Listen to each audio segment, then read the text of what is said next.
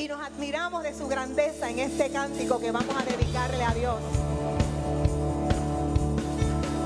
Los cielos y los cielos de los cielos no pueden contenerlo, pero nosotros le vamos a adorar con su presencia en este lugar. Cantaré a tu nombre, bendeciré, morar en tu gloria y esplendor, de tus maravillas meditaré, de tu gran poder proclamaré, Señor.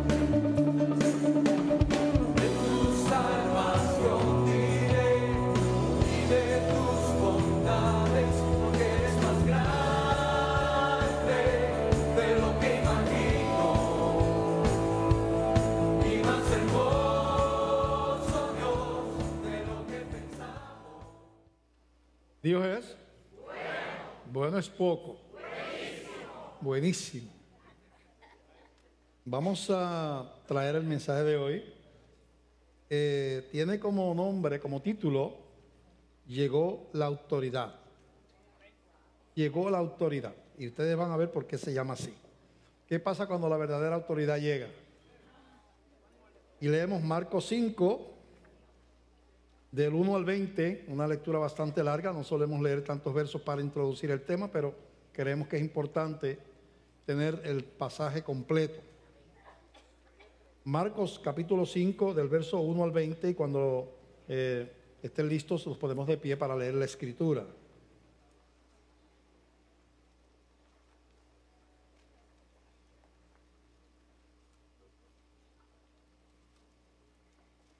Jesús acaba de llegar de cruzar el mar donde ahí hubo la tempestad, ¿verdad? Y Él manda los vientos a enmudecer, a callar, y todo se calma, todo, por la palabra de Jesús. Y entonces llegan a la orilla, y entonces lo que vamos a narrar comienza cuando Él pisa tierra. Comienza la lectura. Dice así: vinieron al otro lado del mar, a la región de los Gadarenos, y cuando salió Él de la barca, enseguida vino a su encuentro de los sepulcros un hombre con un espíritu inmundo, que tenía su morada en los sepulcros, y nadie podía atarle ni aun con cadenas, porque muchas veces había sido atado con grillos y cadenas, mas las cadenas habían sido hechas pedazos por él y desmenuzados los grillos, y nadie le podía dominar. Y siempre, de día y de noche, andaba dando voces en los montes y en los sepulcros, e hiriéndose con piedras. Cuando vio pues a Jesús de lejos, corrió y se arrodilló ante él, y clamando a gran voz dijo: ¿qué tienes conmigo, Jesús, Hijo del Dios Altísimo? Te conjuro por Dios que no me atormentes. Porque le decía: sal de este hombre, espíritu inmundo. Y le preguntó: ¿cómo te llamas? Y respondió diciendo: Legión me llamo, porque somos muchos. Y le rogaba mucho que no los enviase fuera de aquella región. Estaba allí cerca del monte un gran hato de cerdos paciendo. Y le rogaron todos los demonios diciendo: envíanos a los cerdos para que entremos en ellos. Y luego Jesús les dio permiso, y saliendo aquellos espíritus inmundos, entraron en los cerdos, los cuales eran como 2000, y el hato se precipitó en el mar por un despeñadero, y en el mar y se ahogaron. Y los que apacentaban los cerdos huyeron, y dieron aviso en la ciudad y en los campos, y salieron a ver qué era aquello que había sucedido. Vienen a Jesús y ven al que había sido atormentado del demonio y que había tenido la legión, sentado, vestido y en su juicio cabal, y tuvieron miedo. Y les contaron los que lo habían visto cómo le había acontecido al que había tenido el demonio y lo de los cerdos. Y comenzaron a rogarle a Jesús, ¿verdad?, que se fuera de sus contornos. Al entrar él en la barca, el que había estado endemoniado le rogaba que le dejase estar con él. Mas Jesús no se lo permitió, sino que le dijo: vete a tu casa, a los tuyos, y cuéntales cuán grandes cosas el Señor ha hecho contigo y cómo ha tenido misericordia de ti. Y se fue y comenzó a publicar en Decápolis cuán grandes cosas había hecho Jesús con él, y todos se maravillaban. Padre, te damos gracias por esta palabra. Señor, queremos aprender. Hoy vamos a hablar de la dimensión espiritual malvada del reino de Satanás. Señor, que es importante que la iglesia conozca y esté preparada para dar la lucha. Nos ponemos en tus manos para aprender de ti, Señor, en el nombre de Jesús. Amén, amén. Pueden sentarse. Así que el demonio tenía atormentado y atado a un hombre, Dios sabe por cuánto tiempo, y atemorizada a una ciudad de Gadara. Gadareno porque era en Gadara, era una región. Un hombre atormentado y una ciudad aterrorizada, atemorizada, porque si usted iba a lo mejor a, como está, a apacentar los cerdos, pues ahí estaba este hombre dando gritos y fuera de sí y golpeándose el cuerpo con piedras y corriendo, ¿verdad? Si iba a los sepulcros, al cementerio, a algo, pues allá estaba el hombre desnudo, dando gritos, dándose con piedras, y eso es intimidante y atemoriza, ¿verdad? Así es que realmente aquel hombre era tan molestoso y provocaba tanta tensión en el pueblo que aparentemente ellos unieron varios hombres, los juntaron y lograron agarrarlo varias veces para que no estuviera suelto, y lo pusieron grillos y cadenas. Pero era tan fuerte, era tan espiritual lo que tenía, era el poder satánico, que él rompía las cadenas y se soltaba y seguía pues entonces gritando y golpeándose y caminando por los sepulcros y todas aquellas cosas. En esa situación, ante ese escenario, es que viene Jesús a la región de los Gadarenos, y cuando él pone el pie, cuando salió de la barca, como si un corrientazo de poder hubiera pasado por ahí por la tierra, aquel hombre, aquellos demonios, porque fueron los demonios, vinieron corriendo y cayeron postrados a los pies de Jesucristo, pidiéndole misericordia y que no los sacara de aquella región, que los enviara a los cerdos, etcétera, etcétera. Lo primero que vemos es que aquellos miles de demonios, sí que eran como 2000, una legión, que no podían dominar nadie en aquella región, Jesús no tuvo que hacer nada más que poner el pie en aquella tierra. Había llegado la autoridad. Es importante que la autoridad llegue a nuestra vida y nuestra casa, para empezar. Porque nuestra lucha, dice la Biblia, no es contra sangre ni carne. Hay cosas invisibles que usted no conoce ni ve, que están sobre las ciudades, los países y las iglesias, atacando los hogares. Es la tarea del demonio, de Satanás, engañar, matar, destruir, traer desgracia, apartar a la gente del camino de Dios, provocar rompimientos de matrimonios y todas las cosas que tienen que ver con el mal, con las cosas malignas. Así que es bueno que la autoridad llegue y ponga pie en su casa. Si usted ha llegado a este lugar, o nos está viendo por televisión, o nos está viendo por internet, y todavía usted no ha abierto las puertas de su casa a Jesucristo, porque no le ha dado el corazón. ¿Cuándo Él llega a su casa? Cuando llega a su corazón, porque Él no llega a los edificios, llega a los corazones de la gente. Jesús le dijo a la mujer samaritana que le preguntó dónde era que se adoraba, porque los hebreos decían que era en Jerusalén, en el templo. Ese era el lugar de Dios, era como una casa de Dios. Y decían los samaritanos que era en Samaria, allá en el monte de Jacob. Y ella le pregunta, ¿dónde es que se adora? ¿Es en Jerusalén donde dicen ustedes los judíos, o es donde decimos nosotros? Y Jesús le dice, mira mujer, ha llegado la hora que no es ni allá ni acá, ni en Jerusalén ni en Samaria, es en espíritu y en verdad. Ahora es una cuestión de relación de corazón. La iglesia del Señor somos nosotros, no es este edificio. Si estuviéramos debajo de un árbol, esa sería la iglesia del Señor. Esa es la iglesia. La iglesia somos la gente de Dios. Los edificios, acuérdense que la iglesia primera no tenía templos. No tenía templo. Por años y años y años. Las iglesias se reunían en las casas. Después comenzó con el tiempo la fabricación de templos. Así que la iglesia somos nosotros. Y Dios viene al hogar cuando viene al corazón de los que viven ahí. Y a veces comienza por uno. En el caso de nuestro hogar comenzó por mi esposa. Porque yo estaba, ¿verdad?, ahí al garete. Ustedes saben ya mi testimonio. Una vida de bohemia, una vida ¿verdad? Y comenzó con ella. Ella comenzó a orar por mí. Y oraba por mí con los nenes, con los hijos, arrodillados, y yo borrachera por allá por la calle.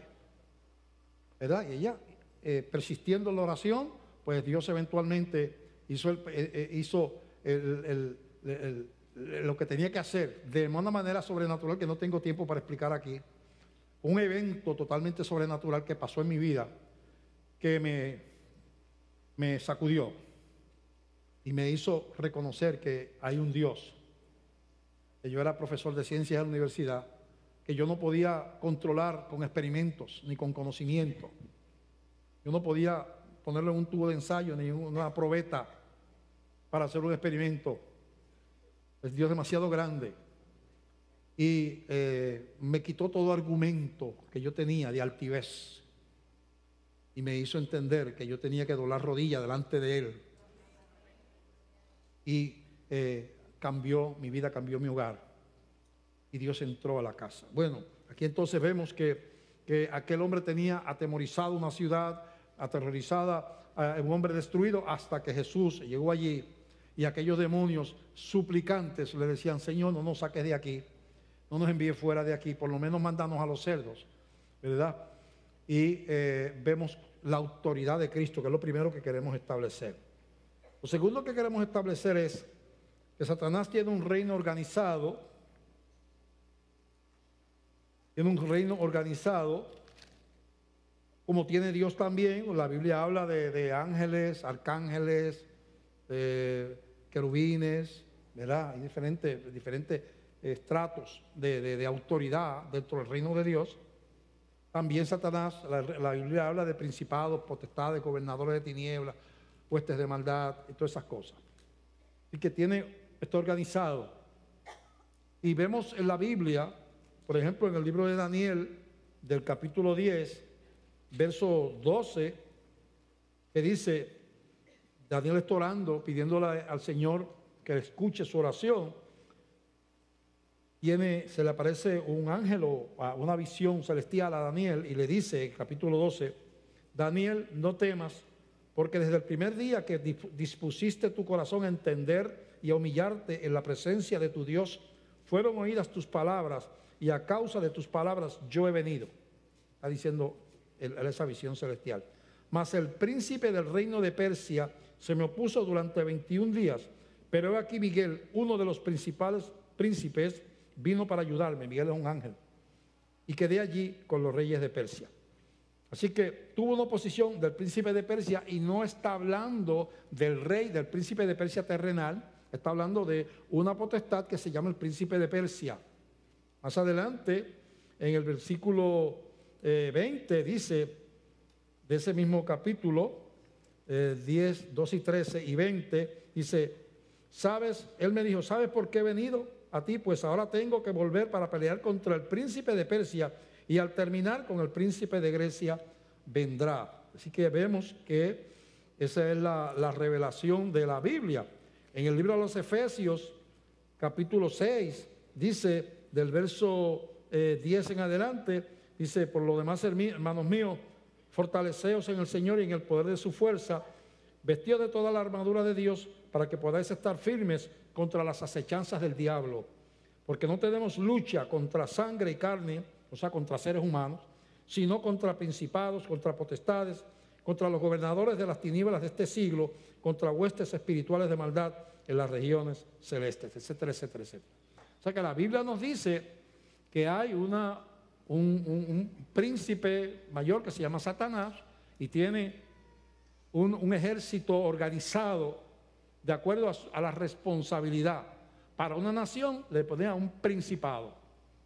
El príncipe de Grecia era el demonio que tenía el poder y la autoridad para estar sobre esa nación con otros demonios y potestades bajo su mandato. El príncipe de Grecia, de Persia, o sea, indica un gobierno organizado. Quiere decir que debe haber un príncipe de Puerto Rico, ¿verdad? Y debe haber un príncipe de Estados Unidos, quizás, o con muchos principados en cada estado de la nación.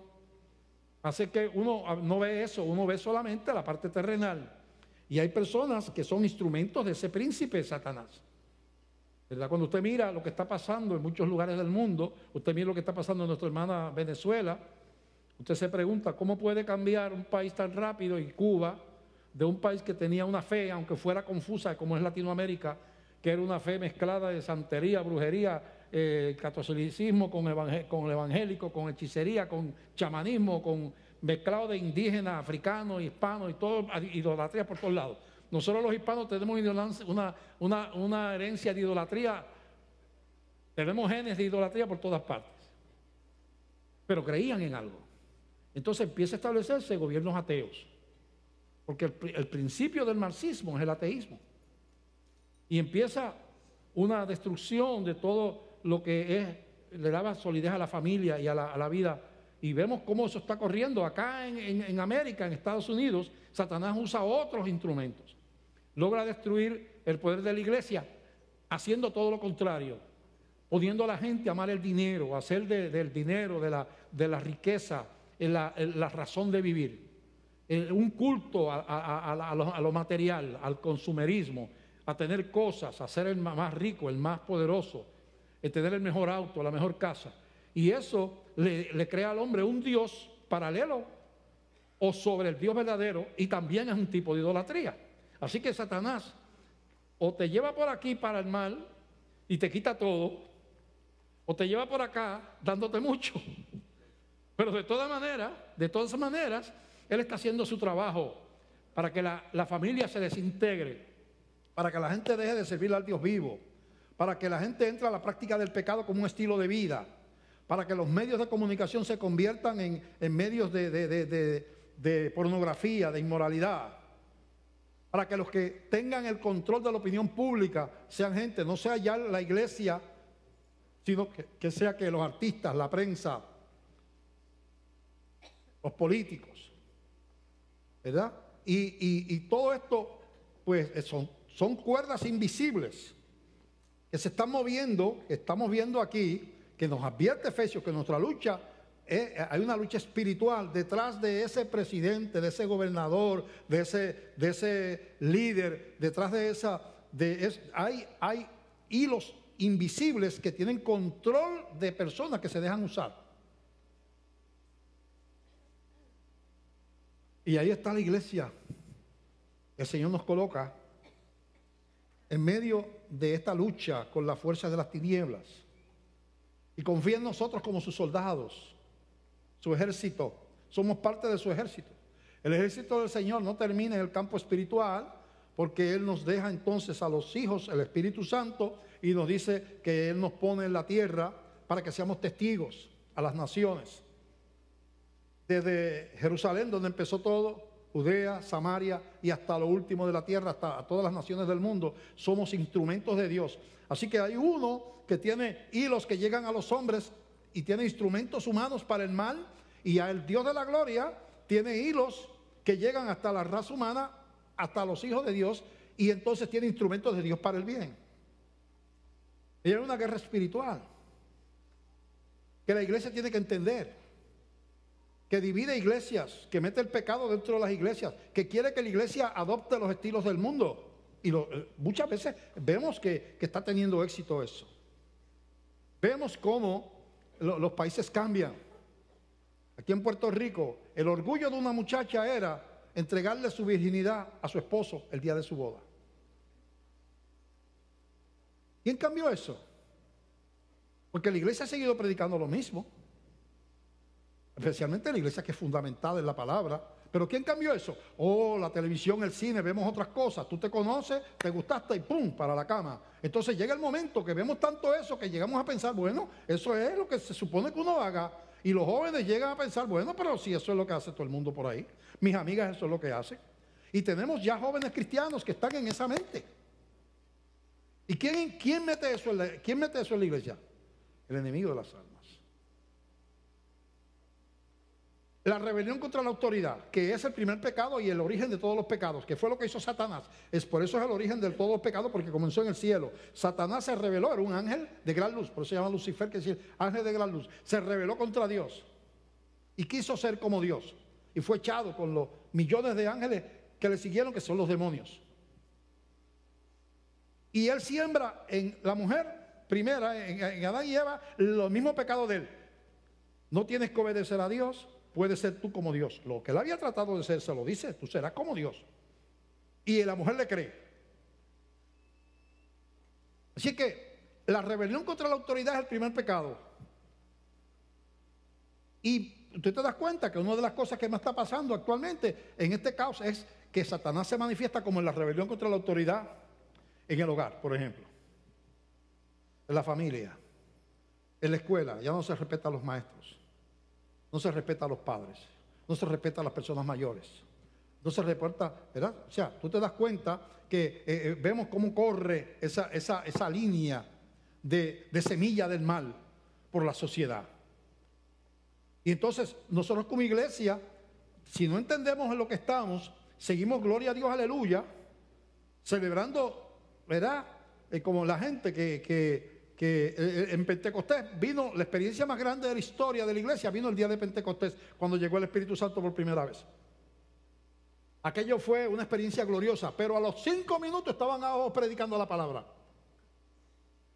Porque el reino crece cuando se convierte la gente, y cuando cambiamos y le robamos a Satanás la gente que tiene atrapada, y la iglesia es luz y sal. Cuando la iglesia sana y sala y sazona y la iglesia alumbra, somos la iglesia de Cristo. Pero si nos quedamos aquí de experiencia, mira, y volamos por ahí, qué tremenda experiencia. Mira dónde va aquel manito, mira. Y nos quedamos aquí en las 4 paredes y le entregamos el mundo al diablo. No somos una iglesia cristiana correcta, estamos mal. Pero en esa iglesia vuelan, pero no entienden cuál es su misión. Su misión es ser testigo, luz y sal a la tierra. Tienen que cambiar al mundo que les rodea. Por lo menos lo tienen que intentar. Lo tienen que intentar. Las profecías dicen que las fuerzas del mal van a tener el apogeo y que el anticristo se va a adueñar de la sociedad. No importa, tú haces lo que tienes que hacer. Los cristianos de los primeros 300 años nunca ganaron la batalla, siempre la ganaban los romanos. A los que quemaban no eran los romanos, eran los cristianos. A los que metían a la cárcel no eran los romanos, eran los cristianos. A los que quemaban en la hoguera no eran los romanos, eran los cristianos. Pero ¿quién estaba ganando la batalla? Los cristianos que estaban siendo quemados, estaban siendo encarcelados porque estaban haciendo lo que tenían que hacer, proclamar el nombre de Cristo. ¿Y qué hicieron? A la larga el imperio romano tuvo que doblar rodillas. Como está pasando en la China comunista. Que sacaron cuando vino Mao Zedong a todos los cristianos de allí, todos los misioneros, americanos, ingleses, alemanes, todos misioneros, como 1000 sacerdotes católicos, y todo el mundo fue para afuera. Esto es comunista aquí ahora. Se calcula que quedó 1 millón de cristianos en la China. Después de 50, 60 años matándolos, metiéndolos presos, torturándolos, quemándoles las iglesias. Yo fui. Esta iglesia, de las muchas donaciones que ha hecho, donó un terreno para los hermanos de la China, para un instituto bíblico de esos secretos. Y yo fui a llevar $35,000 a la China, con un misionero cristiano, pero que es de allá, que es chino, que habla chino, vive acá en Estados Unidos, él fue con nosotros también. ¿Y qué uno descubre en la China? De 1 millón a 100 millones de cristianos. Dice, pero ven acá, no lo están matando. Pasó como con la iglesia primitiva. No lo están metiendo preso, no lo están matando, no lo están quemando las iglesias. ¿Y por qué crecen así? Porque la iglesia que toma la cruz para seguir a Cristo, es una iglesia poderosa. Y no hay institución humana que la pueda vencer. La iglesia blandengue social de venir el domingo para cumplir no tiene poder. Y como pierde la sal, pierde su sabor, no sirve para nada sino para ser pisoteada por los hombres. Dijo Jesús que cuando la iglesia pierde su sabor, no sirve para nada sino para ser pisoteadas los hombres. El cristianismo social de venir a cumplir el domingo a la iglesia no cambia naciones, no cambia nada. Eso es cultural. Usted ya no es católico, por ir a cumplir allá, ahora viene a cumplir acá. En otro lado, pero sigue lo que viene a cumplir. Aquí se viene a dejar el corazón, a estar dispuesto a tomar una cruz y seguir a Cristo. Esa es la iglesia de Jesús. El mundo tiene que vestir usted una persona diferente. A mí no me gusta incomodar a la gente. Yo, mira, soy un cristiano encubierto, nadie sabe que yo soy cristiano. Pues el cristiano dice, tu luz alumbre delante de los hombres. No escondas tu fe. Paga el precio de que no te consideren simpático. No es que seas insensato y vayas a perturbar a la gente tratando de meterle el evangelio por boca y nariz. Eso tampoco es. Pero no ocultes tu relación con Dios. No te avergüences de Cristo. Y cuando se te abre una puerta, entra por esa puerta y comparte tu fe. Esté dispuesto a ser diferente. Que se rían de ti tus compañeros de universidad, porque tú no vas al pop y tú no te metes allá y tú no te vas a acostar con nadie. Que se rían de ti tus amigos del trabajo, porque tú no te vas a emborrachar con ellos. Que se burlen de ti. Hay que pagar un precio para tomar una cruz y seguir a Cristo. Si eres cristiano, tienes que pagar un precio. Porque esto es una lucha espiritual. Esto no es un juego. Es una guerra a muerte. Satanás quiere la cabeza de tus hijos. Satanás quiere romper tu matrimonio. Satanás quiere tomar este país nuestro y hacerlo un país ateo y lleno de sexualidad inmoral y con marihuana corriendo por las 4 esquinas del país. La iglesia tiene que levantarse. ¿Y sabe qué? El que puso el pie en Gadara y los demonios vinieron a pedir clemencia, es el que él puso en pie en nuestro corazón. El poder del que tiene la autoridad está de nuestro lado. Tenemos que conocer eso, tenemos que creerlo.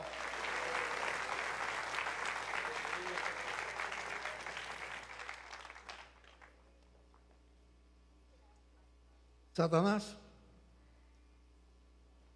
no quiere perder la autoridad y perder territorio, y por eso nos intimida y nos amenazan con leyes y nos dicen ridículos. Son estrategias. Identifica esas estrategias. Jesús le pasa la autoridad a la iglesia. En Marcos capítulo 3 del 13 al 15 dice que Jesús subió al monte y llamó así a los que él quiso y vinieron a él. Y estableció a 12 para que estuviesen con él y para enviarlos a predicar. Y que tuviesen autoridad para sanar enfermedades y para echar fuera demonios. Eso también se lo dice después a la iglesia, que en su nombre íbamos a echar fuera demonios. He tenido varias experiencias en mi ministerio donde he tenido que ministrar liberación. He visto cosas terribles. Personas arrastrándose por el piso como culebras, hablando con otra voz, vomitando. Mi esposa se acuerda de una muchacha que estamos liberando y el demonio nos quería engañar. Le dijimos que lea la Biblia. Estamos al oscuro en un patio debajo de un árbol de mango y empezó a leer la Biblia al oscuro. La muchacha estaba endemoniada porque Satanás conoce la Biblia, se la citó a Jesucristo en la tentación del desierto. Cosas terribles. Una vez aquí tuve una experiencia de liberación con una muchacha también y cayó al piso y todas esas cosas y bueno, trabajamos con eso. Después mi esposa, ¿te acuerdas con esto? Que por la noche nosotros tenemos el cuarto y detrás hay una terraza, un gazebo atrás, abierto, un techo. Y aquello empezó allí que parecía que había tirando, tirando cosas al piso. Y yo me levanté, abrí la puerta que da para ese lugar y dije, mira Satanás, ¿te crees que me vas a intimidar en el nombre de Jesús? Fuera de aquí, vete de aquí, en el nombre de Cristo. Y se acabó todo y se fue. Pero quería intimidar. Quería intimidar. Aquí teníamos un culto con un misionero. Yo no sé si ustedes se acuerdan de eso. O no sé si todos lo oyeron. Pero aquí había un culto. Solamente estaba abierto el micrófono de él. Nada más. Era un misionero de Irán, era, o algo así. De Irán, que nosotros tenemos misioneros por todas partes. Un misionero de Irán. Y de momento empezó a irse una risa burlona por los amplificadores. ¿Cuántos estaban aquí cuando ese culto? ¿De dónde vino esa risa burlona? Que Satanás, mire, la obra misionera de esta iglesia es una espina clavada en el costado de Satanás. Por eso es que eso es tan importante aquí en esta iglesia. Nosotros sostenemos ahora mismo 255 misioneros que reciben su sostén de una iglesia en Ponce, Puerto Rico. 255 misioneros. Y vamos para 300. Más los proyectos especiales. 3 iglesias en Rusia a $5,000 cada una levantamos. 3 iglesias en Ucrania para 15,000 pesos. Un terreno en la China. Un jeep para los misioneros de la India. 180 bicicletas que enviamos hace como 2 o 3 meses para allá. Un terreno en la India a 300 metros, 400 metros de la casa de verano del Dalai Lama. Le levantamos un instituto bíblico allí. Ese es el corazón de esta iglesia. Construimos un centro de entrenamiento, ustedes lo saben, que vimos la foto, en una república al lado de Irán, para entrenar iraníes a cruzar la frontera para predicar el evangelio dentro de Irán. Y ayudamos a construir, porque hay otras iglesias, pero ayudamos a construir un centro de entrenamiento en Ucrania para trabajar en el área de los islámicos allí. Ese es el corazón de esta iglesia. Y sabemos que los ataques van a venir. Y sabemos que no se sabe de dónde va a venir el golpe. Una difamación, un acto gubernamental en contra de la iglesia, un ataque yo no sé cómo, ¿verdad? Tratando de introducir a la iglesia algo que no sea bíblico. Pero él estará gestando allá. Nosotros nos refugiamos en el Rey de Reyes y el Señor de Señores. Y le decimos desde ahora, en el nombre de Jesús, fuera de la Iglesia Bautista de Greenville. En el nombre de Cristo. En el nombre de Jesús, a la potestad que esté a cargo de perturbar esta iglesia, la reprendemos puestos de acuerdo aquí, en el nombre poderoso de Jesucristo. Fuera, en el nombre de Jesús. Fuera. Pero no hay duda de que estamos en una batalla que tiene una dimensión espiritual. Los demonios quieren burlarse de Jesús y hacen su plancito. No nos mandes allá a los abismos del infierno, déjanos por esta área. En todo caso, mándanos en los cerdos. Yo imagino que estaban diciendo, después que Jesús se vaya, nos salimos de los cerdos y volvemos y nos metemos otra vez. Y eso, ¿quieren irse a los cerdos? Pues váyanse a los cerdos. Y después les mandó un mandato a los cerdos, váyanse por el risco para abajo, y todos los cerdos se ahogaron. Al fin y al cabo se quedaron sin habitación los demonios. Porque Jesús tú no lo puedes burlar de ninguna manera. Lo interesante es que ese hombre que estaba de esa manera, dice en el versículo 14 y 15 de capítulo 5 de Marcos, que los que apacentaban los cerdos huyeron y dieron aviso en la ciudad y en los campos y salieron a ver qué era aquello que había sucedido. Vienen a Jesús y ven al que había sido atormentado del demonio y que había tenido la legión sentado, vestido y en su juicio cabal, y tuvieron miedo. Ya no estaba desnudo, estaba lindo, ahora el demoniado estaba lindo, vestidito. Yo no sé si los apóstoles lo metieron allí, lo bañaron o algo. Sentadito, peinadito, lindo. Y cuando ellos vienen, hablando coherentemente, hola, ¿cómo están? Y dice que tuvieron que miedo. Fíjate lo que es el mundo. Es increíble lo del mundo. No solamente tiene miedo, que le dicen a Jesús, versículo 17, a rogarle que se fuera de sus contornos. Increíble. Está pasando aquí en Puerto Rico, en muchos lugares del mundo. La gente prefiere los demonios a Jesucristo. La iglesia es un estorbo. Además que yo me imagino que como se dedicaban a la crianza de cerdos, porque para que se fueran 2,000 cerdos por un risco, tiene que haber habido muchos cerdos en esa ciudad. Que se quede este señor aquí, se nos acabó el negocio de los cerdos, porque de 2,000 en 2,000 brincando por los riscos, ¿verdad? Fuera por interés por el negocio de los cerdos, o fuera por desconocimiento y temor de lo nuevo, lo diferente, tú te acostumbras al pecado, estabas acostumbrado al endemoniado, pero no podías soportar que Jesucristo estuviera allí en ese momento. Vete de aquí, por favor, vete. Ya conocíamos, ya sabíamos cómo bregar con esto, pero no sabemos qué hacer contigo. Vete. No se extrañen de eso, porque cuando ella trató de hablarme a mí del Señor, tuvo problemas conmigo. Yo no sé aquí cuántos maridos le está pasando eso, le pasó, ¿verdad? O mujeres también. Y yo le puse mucha resistencia y quise tratar de que ella no fuera a la iglesia, al grupito, que era una iglesia, era un grupito que se reunía. Le puse obstáculos y cogí de excusa la comida. Tú siempre me preparabas almuerzo el domingo y ahora te vas y te vas para la iglesia. Yo quiero que tú me sigas preparando almuerzo. Machito tropical, me puse machito tropical.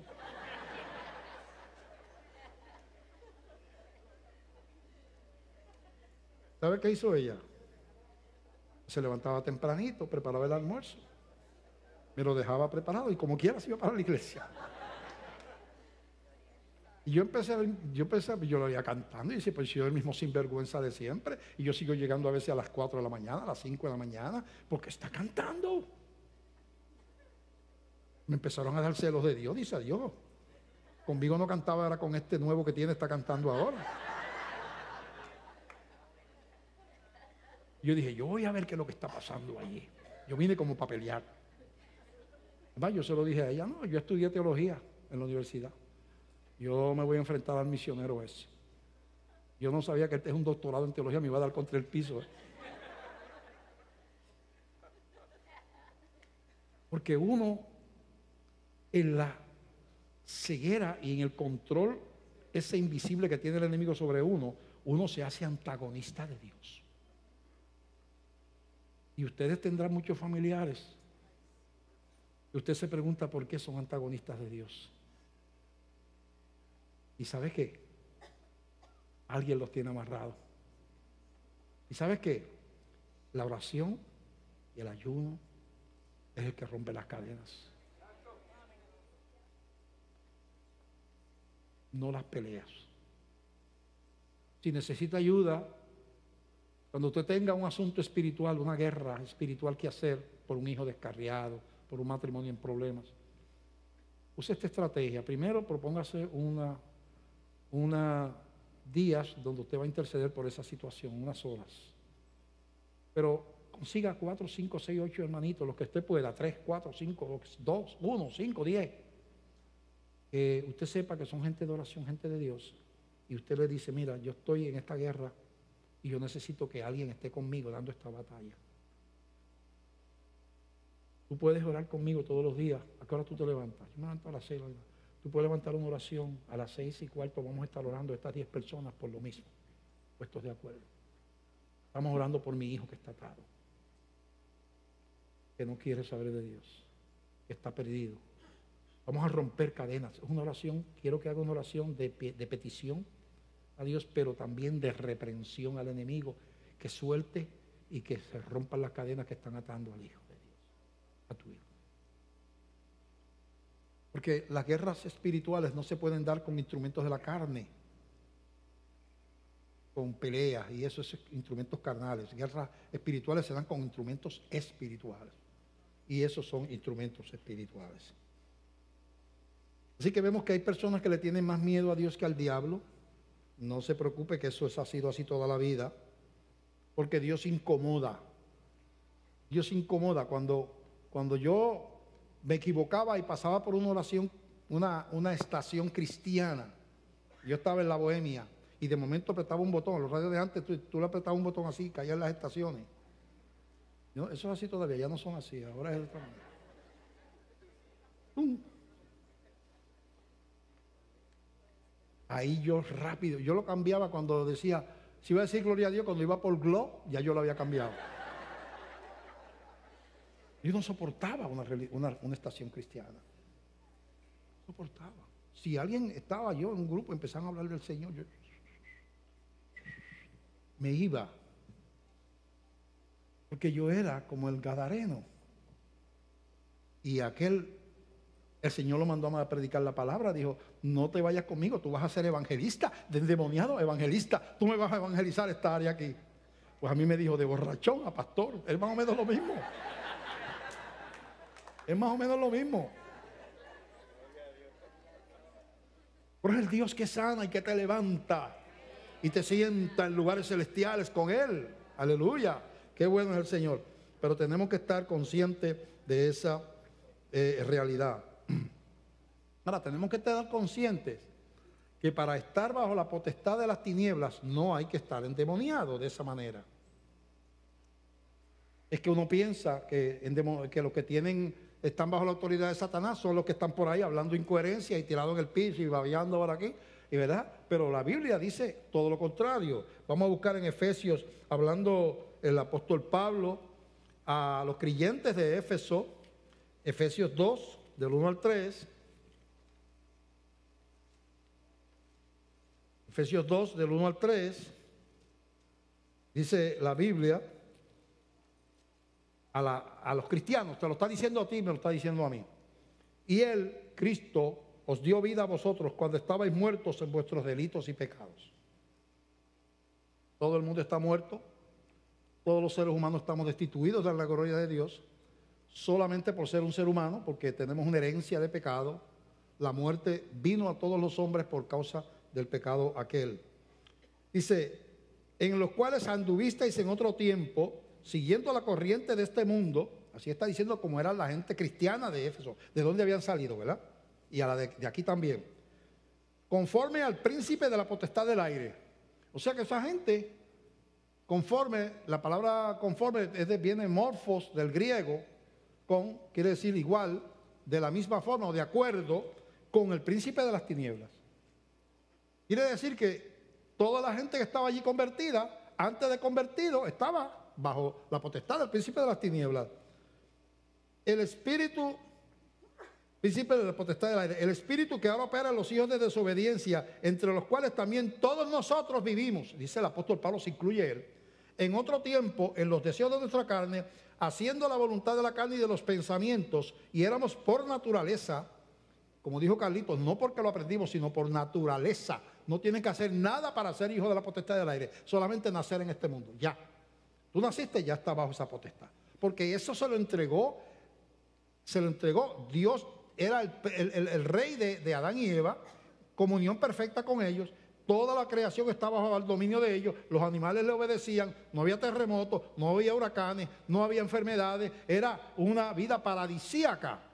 Y cuando el ser humano le entrega a Satanás el reino, le entrega a él la potestad, se coloca bajo la potestad y coloca a toda su descendencia bajo esa potestad. Y dice ahí, éramos haciendo la voluntad de la carne y de los pensamientos, y éramos por naturaleza hijos de ira, o sea, dignos de condenación, lo mismo que los demás, igual que todo el mundo. Pero Dios, que es rico en misericordia, por su gran amor con que nos amó, aun estando nosotros muertos en pecado, nos dio vida juntamente con Cristo. Por gracia sois salvos. Entonces, lo que quiero decir que bajo estar la potestad de las tinieblas, no piense en un endemoniado como el gadareno. Eso es una posesión dramática. Pero la realidad es que todo el mundo completo está bajo esa potestad. Y cuando uno se convierte a Cristo, pasa de soberano, cambia de dueño, tiene a otro señor sobre su vida. Ya no es el príncipe de la potestad del aire. Uno pasa a estar bajo la autoridad y el señorío de Cristo, Rey de Reyes y Señor de Señores. Así que la conversión es un nuevo nacimiento espiritual, porque yo estaba muerto. Lo que produce Satanás es muerte. Lo que da Cristo, yo vine a dar vida, dijo Jesús, y vida en abundancia. Jesús viene a dar vida. Yo estaba muerto, iba para el infierno, estaba separado de Dios. Toda la raza humana está así. Cuando yo le entrego mi vida a Cristo, me traslada del reino de las tinieblas al reino de su amado Hijo. Yo soy hijo de Dios y ahora yo pertenezco a un reino nuevo. No somos perfectos, somos humanos, pero ahora yo tengo un Señor.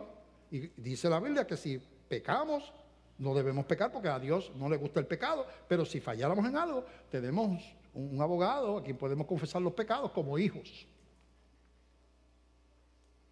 Es otra vida. Pero además de eso, Dios me coloca para una tarea, como le hizo al Gadareno.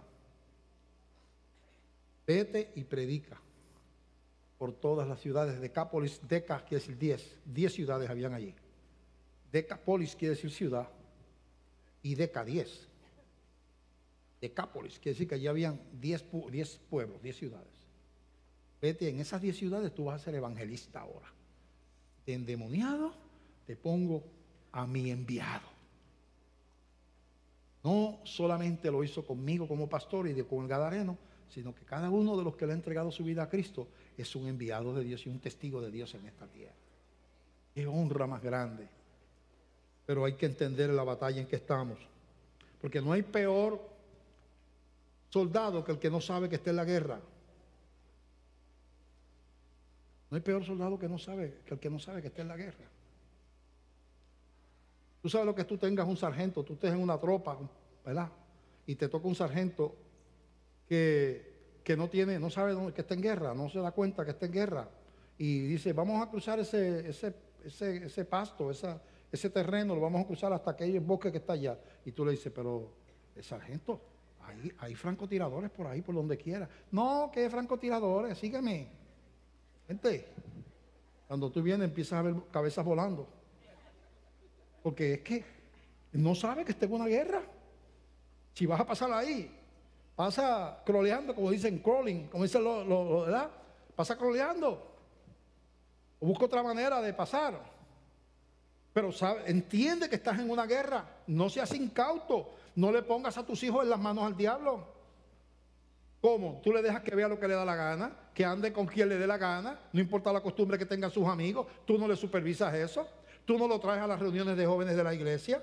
Tú lo ves. Si tú no le suples un grupo a los hijos tuyos, el mundo se lo va a dar. Si no son jóvenes cristianos, lo vas a encontrar los jóvenes de la calle. Y vas a encontrar unos que fuman marihuana, y van a otros que tienen una sexualidad descarada, y vas a encontrar un montón que están rebeldes contra los papás. Y todo eso se van a juntar a ser los amigos de tu hijo. Porque tú no fuiste diligente. Es decir, yo tengo que proteger a mi hijo. Porque es que en la calle no van a encontrar. No va a encontrar lo que le puede proteger. No van a entender el entendimiento. No van a ver el peligro. Va a ver que es divertido emborracharse. Va a ver que es divertido fumar marihuana. Va a ver que es divertido tener una orgía sexual. Va a ver que es divertido estar en un pub, en una barra tomando. Va a ver que es un divertido estar por ahí caminando a las 3 de la mañana. Porque esas cosas son divertidas. Si no hubieran sido divertidas, yo no lo hubiera hecho. El pecado es malo. Malo porque no le agrada a Dios. Pero no es malo porque no le guste a uno. Si fuera malo, nadie iba para allá.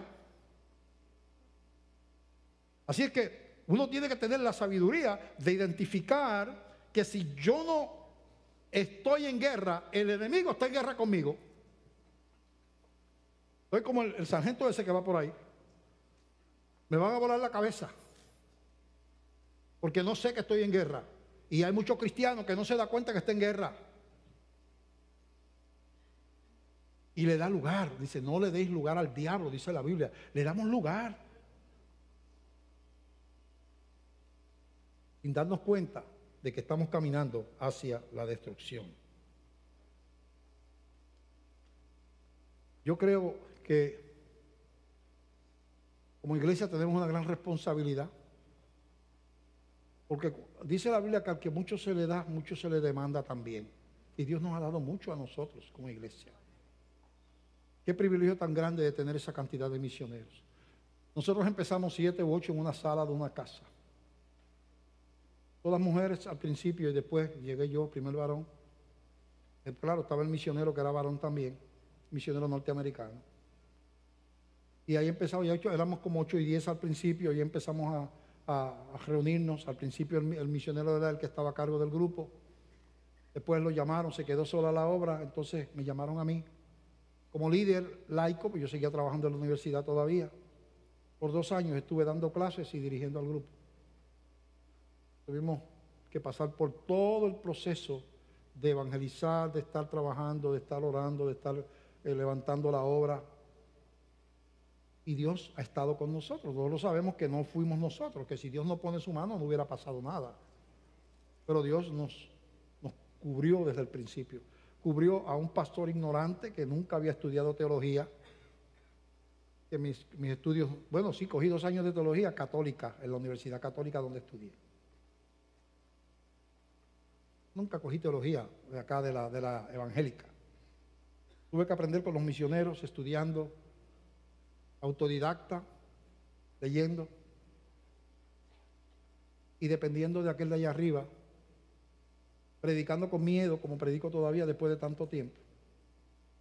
Porque esto le queda grande a cualquiera. Pero tenemos que caminar hacia el conocimiento del reino. Si usted quiere invitar al Señor a que ponga pie en su vida, como puso pie en Gadara, y empiece a conquistar terreno en su vida y en su casa, usted tiene que entregarle su vida a Cristo si no lo ha hecho. Puede ser que usted sea cristiano y usted diga, yo no le he entregado mi casa al Señor porque estoy siendo un descuidado con mi familia. Estamos viendo cosas, mi esposa y yo, que están contaminando a nuestros hijos. Y soy responsable de eso. Soy mal administrador de mi casa. Pero si usted no le ha entregado su vida a Cristo, yo le voy a pedir que usted hoy invite a Jesús a poner pie en su corazón, reconociéndose pecador, invitándole al Señor a venir a su vida. La Biblia dice que a los que reciben a Cristo, que le dan su corazón y su fe, Él le da la potestad de hacer los hijos de Dios. Y que su nombre es escrito en el libro de la vida. Y que Él nos da vida eterna y no pereceremos jamás. Y que Él fue a preparar morada para nosotros. Pero hay que comenzar por reconocerse pecador y entregar el corazón a Jesús. Hay alguien aquí que toma esa decisión en el día de hoy, allí donde está, y levanta su mano, y con esa mano dice, Señor, yo quiero comenzar una vida nueva contigo. Tengo muchas cosas que aprender, pero comienzo reconociéndome pecador y que necesito el perdón de pecados y la salvación que tú me puedes dar. Te entrego mi corazón en este día, Señor. Aquí está mi corazón. Hay alguien que tome esa decisión en el día de hoy. Públicamente, la decisión más importante de un ser humano no es trabajar, no es criar hijos, no es comprar una casa, es salvar el alma. Puedes tener 1000 casas y si no tienes a Cristo, vas para el infierno. ¿Y de qué te vale ganar al mundo si pierdes tu alma? Alguien, hoy voy a terminar, reconoce a Cristo como Señor y Salvador, levantando su mano allí donde está, y le invita a venir a su corazón. Públicamente, dice la Biblia que no nos avergoncemos de Jesús. Hay alguien que tome esa decisión. Públicamente. ¿Y dónde está? ¿Alguien? Si no terminamos, hay alguna persona que entrega su vida a Jesús. Oye, yo no sé por qué, yo tengo una lucha. Hay un caballero ahí. Dios le bendiga. Iba a decir que yo no sé, que como que hay algo que no está completo. Dios estaba esperando por ti. Dios te bendiga. Dios te ama. Alguien más levanta su mano y le entrega su vida al Señor. ¿Quién más? No veo. ¿Por dónde? Allí al lado. ¿Ah? ¿Él? Ah, está bien. Alguien más, allí donde está. Entrega su vida a Cristo públicamente. Jesús dijo que no nos avergonzáramos de Él delante de los hombres. Alguien que Dios le está hablando, dice, yo no puedo salir de aquí así. algo se me va a quedar atrás. El corazón, hay algo que me está diciendo, te estoy hablando a ti, te estoy llamando. Levanta tu mano y entrega tu corazón a Cristo. Dios bendiga a aquella dama por allí. Dios le bendiga. ¿Quién salva? A su nombre. Alguien más. Estamos llamando al arrepentimiento, la entrega de la vida, el corazón.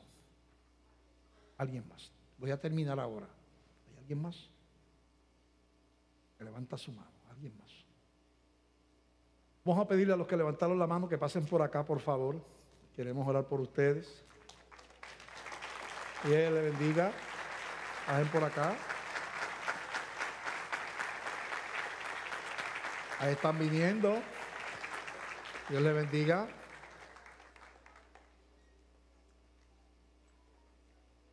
Qué bueno, qué bueno. Alabamos al Señor por esta vida, ¿verdad?